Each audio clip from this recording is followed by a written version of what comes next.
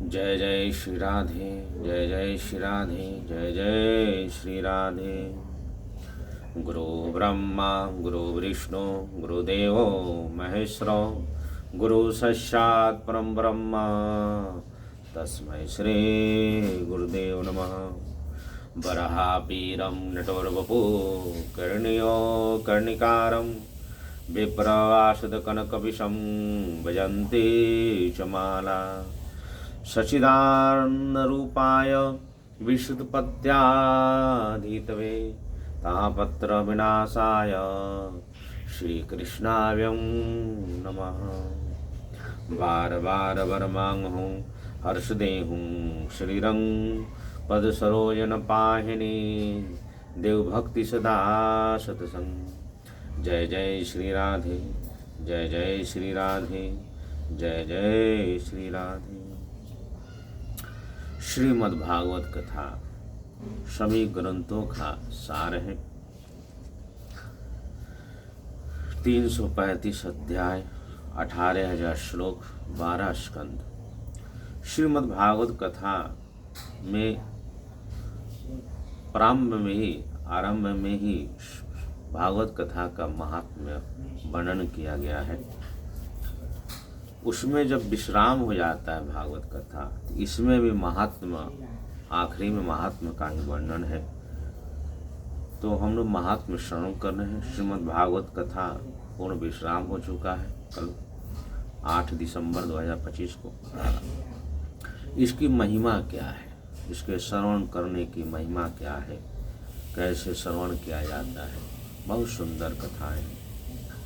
एक बार की बात है, भगवान श्री कृष्ण के 16,100 जो रानियां थी, जो नरकासुर को, भौमासुर को मारकर भगवान के साथ विवाह किया था।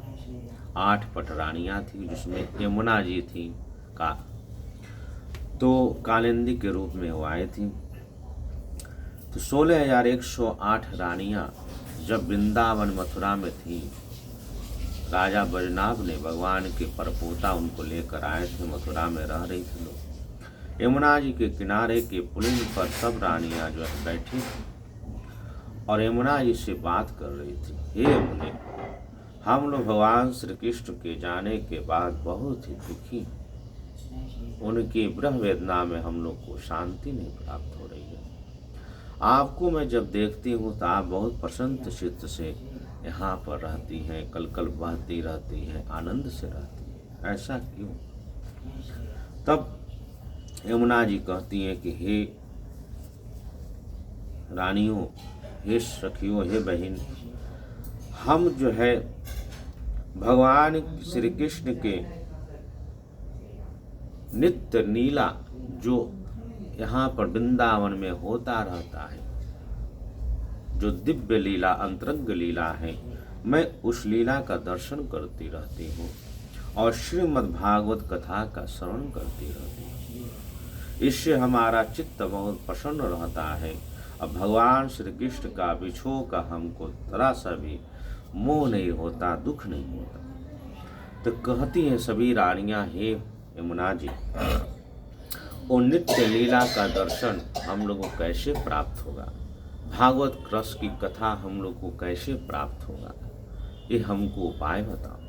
तो यमुना जी कहती है, हे बहन, हे सखी, तुम गोवर्धन पर्वत के नीचे टहली के तट पर कुसुम सरोवर नाम का एक स्थान है। वहाँ उद्धव जी लताओं के रूप में, बेला पत्तों के रूप में, फूलों के रूप में वहाँ निवास करते हैं।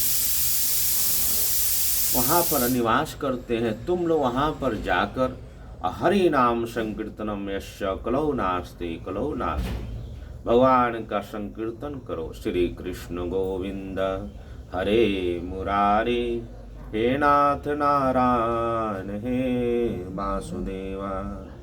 श्री कृष्ण गोविंद हरे मुरारी, हे नाथ नारायण हे वासुदेवा।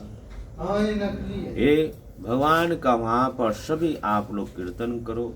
कीर्तन श्रवण करते ही उद्धव जी उसमें से प्रकट हो जाएंगे और आप लोगों को श्रीमद् भागवत कथा का श्रवण कराएंगे।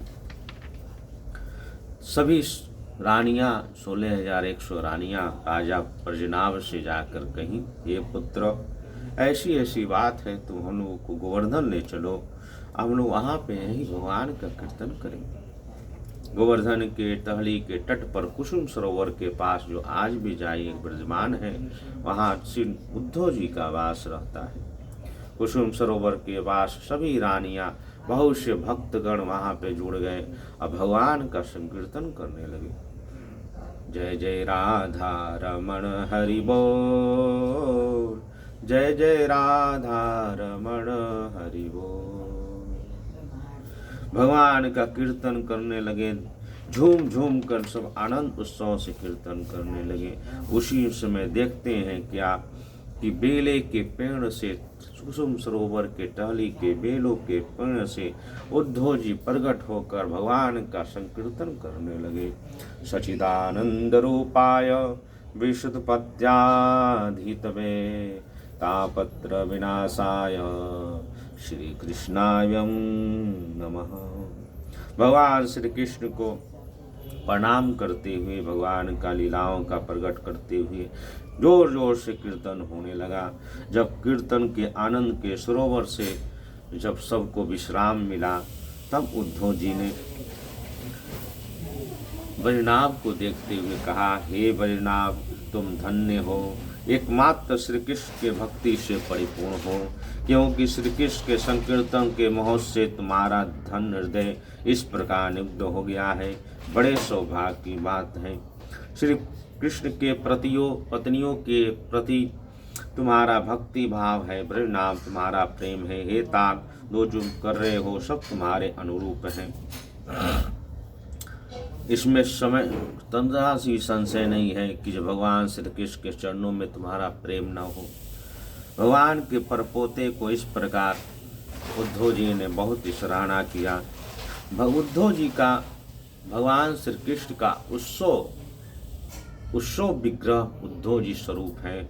उनका मोर मुकुट धारण किए हुए हैं, पीताम्बर धारण किए हुए हैं, गले में वैजंती माला है, आंखों में ललके हैं। अनेक प्रकार के भगवान के श्री कृष्ण के स्वरूप ही उद्धव जी को प्राप्त है।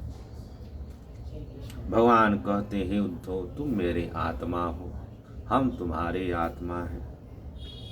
इस प्रकार अब उद्धव जी कहते हैं, रानियों ने जब कहा कि हे प्रभु हमें भी श्रीमद् भागवत कथा का श्रवण कराकर हम लोग को कृतार्थ करिए, हम लोग का मोह को भंग करिए, तब उद्धव जी कहते हैं, भगवान श्री कृष्ण का अवतार इन सबको योग माया के अभिभूत कर लिया, उसके प्रभाव से स्वरूप सब भूल गए, इसी कारण सदा दुखी रहते हैं।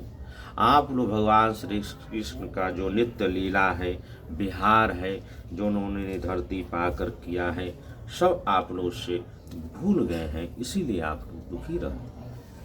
भगवान श्री कृष्ण प्रकाश से प्राप्त हुआ बिना कोई स्वरूप के बोध नहीं हो सकता। जीवों के अंतःकरण में जो श्री कृष्ण तत्व का प्रकाश है, उसे सदा माया का पर्दा पड़ा रहता है। हम लोग माया के पर्दे में बार बार उलझ जाते हैं, भगवान का दर्शन नहीं कर पाते। अब उस जीवों के प्रकाश होता है, किंतु उद्धव जी कहते हैं, हे सब पत्नियों, हे राजसियों, 28वें द्वापर के अतिरिक्त समय में यदि कोई श्री कृष्ण का तत्व को प्रकाश पाना चाहे तो श्रीमद् भागवत कथा से प्राप्त हो सकता है। देखिए भागवत कथा जी की महिमा गुणगान कर रहे हैं उद्धव जी। प्राप्त हो सकता है भगवान के भक्त, और जहाँ जब कभी श्रीमद् भागवत शास्त्र का कीर्तन या श्रवण करते हैं, वहाँ उस समय भगवान श्री कृष्ण साक्षात स्वरूप में विराजमान हो जाते हैं। जहाँ श्रीमद् भागवत कथा का एक या आधे श्लोक का ही पाठ होता है, वहाँ श्री कृष्ण अपनी प्रियतमा गोपियों के साथ विद्यमान रहते हैं। इस पवित्र भारत वर्ष में मनुष्य का जन्म पाकर भी जिन लोगों ने पाप के अधीन होकर श्रीमद् भागवत कथा नहीं सुना, उन्होंने मानो अपने ही हाथों अपनी आत्महत्या कर ली है। जिन बड़भागियों ने प्रतिदिन श्रीमद् भागवत शास्त्र का सेवन किया है, उन्हें अपने पिता, माता, पत्नियों तीनों ही कुल के भली भांति को उद्धार कर दिया है। श्रीमद् भागवत के स्वाध्याय और श्रवण से ब्राह्मणों को विद्या का प्रकाश बोध प्राप्त होता है। क्षत्रिय लोग शत्रुओं पर विजय प्राप्त करते हैं, वैश्यों को धन मिलता है और शूद्र स्वस्थ निरोगी रहते हैं। स्त्रियों तथा अत्यंत जो लोगों की इच्छा के श्रीमद् भागवत से पूर्ण हो जाती है, जिस स्त्रियों को पुत्र नहीं होता है, उस श्रीमद् भागवत की कथा श्रवण से पुत्र प्राप्ति होती है। कौन सा ऐसा भगवान पुरुष है जो श्रीमद् भागवत का नित्य सेवन नहीं करेगा। अनेक जन्मों के तथा साधना करते करते जब मनुष्य पूर्ण सिद्ध हो जाता है, तब उसे श्रीमद् भागवत कथा प्राप्त होता